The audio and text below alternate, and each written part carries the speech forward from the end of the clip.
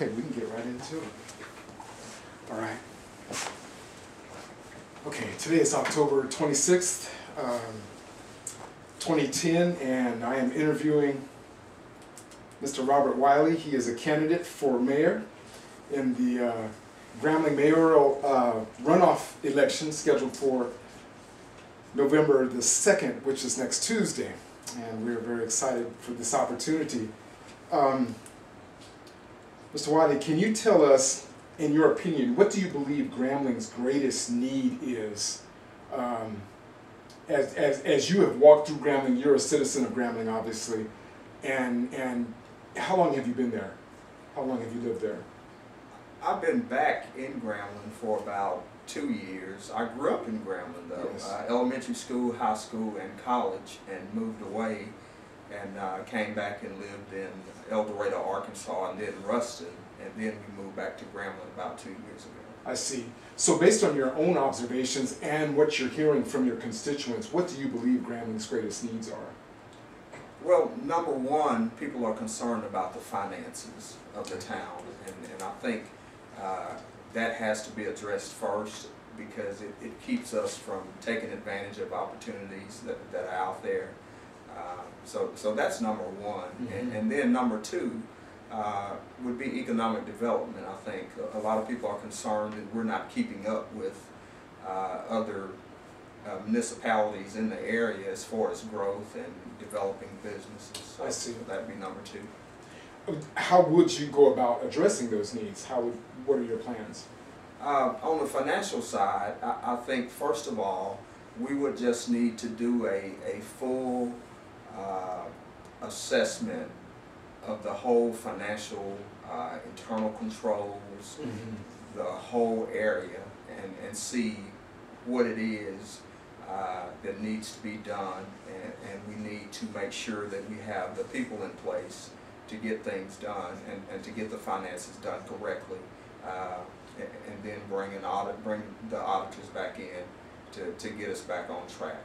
And you feel your experience as would actually put Grambling in an audit-ready state? I do, and I think what makes me different than the other candidate is my background is in auditing, finance, accounting, and I'd be able to look at things and understand what's going on during the process, Mm-hmm. rather than waiting to the end and counting on others to tell me everything. I'll know what's going on through the process from start to finish, and that makes a difference. Big difference. I believe so too. Yeah. Given all the negativity, what will you do to improve the unity among city officials and even those amongst those that you might have issues with?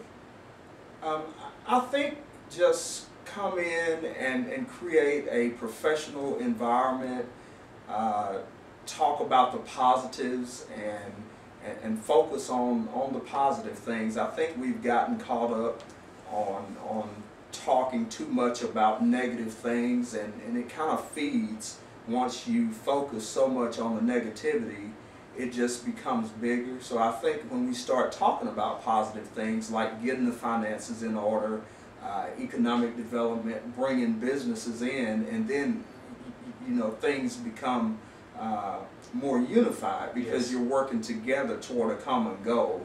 So Yes. And from the looks of things, you're going to have a completely different council than the one that's presently in office. You view that as a positive as well? it looks like we will. Sometimes I think that when you bring new people in, you kind of have a new beginning. Yes. So I think Grambling is ready for a new beginning. I know the citizens are, and I am. So if it happens that we get an all-new council, that would be fine. If we got some incumbents to come back, that would be fine also. Mm-hmm. But I think still it's time for a new beginning, and I think the new council as well as myself will treat it that way as a new beginning and just move forward. Yes, sir. Now, you're familiar with Grambling and GSU relations. Right. Do you sense any division between Grambling and GSU at this time? How do you view the current state of relations? I think the current state is going good. With the new president, there was a little strife when Dr. Judson was there, but since Dr. Pogue has come in, he's brought a sense of togetherness and unity, and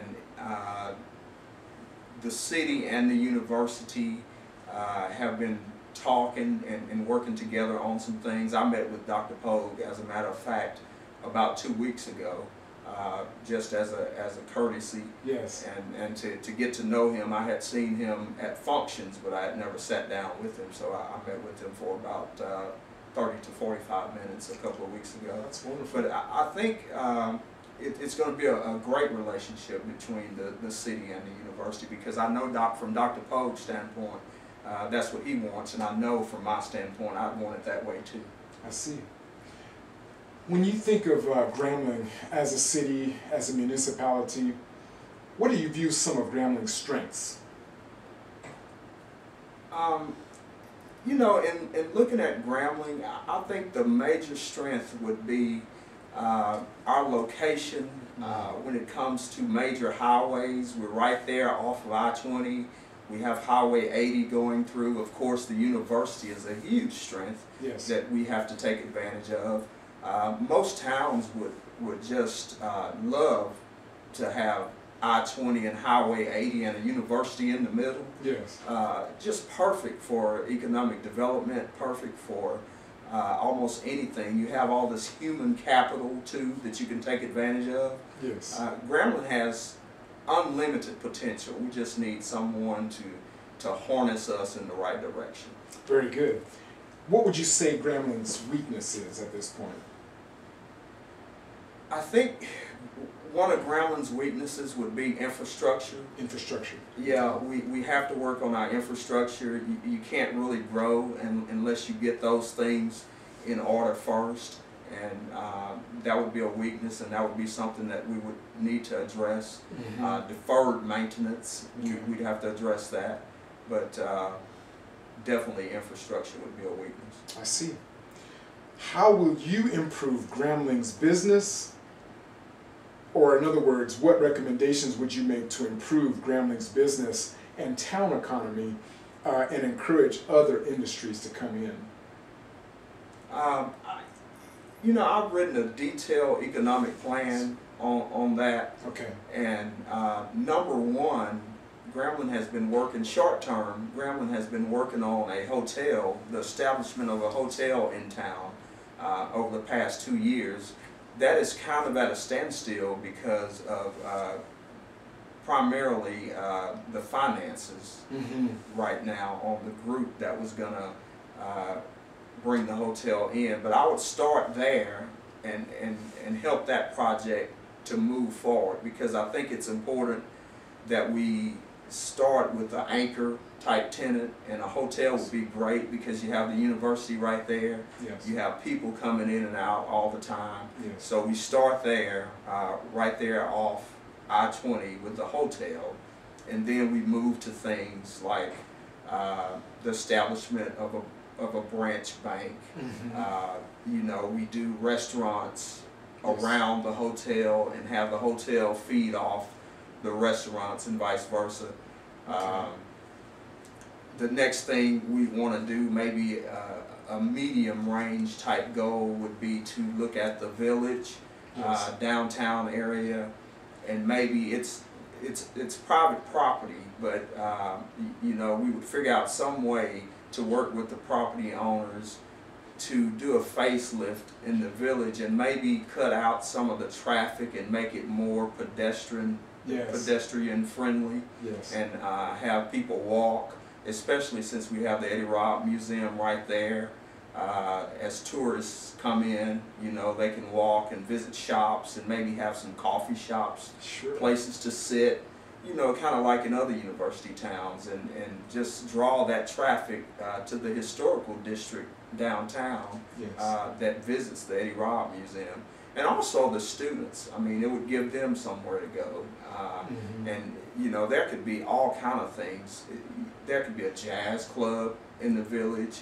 It could be places to sit outside and chat with friends. I see it as really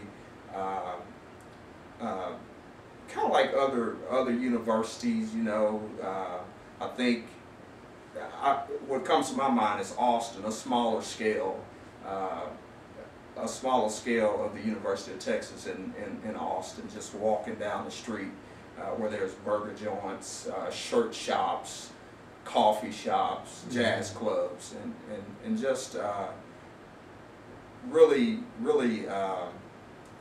upgrade the village area. That's very good. Yeah. That's very good. That is an issue of concern by some of the people. We took a loose poll just to find out where people's heads were at, and Right. and I'm glad you addressed that.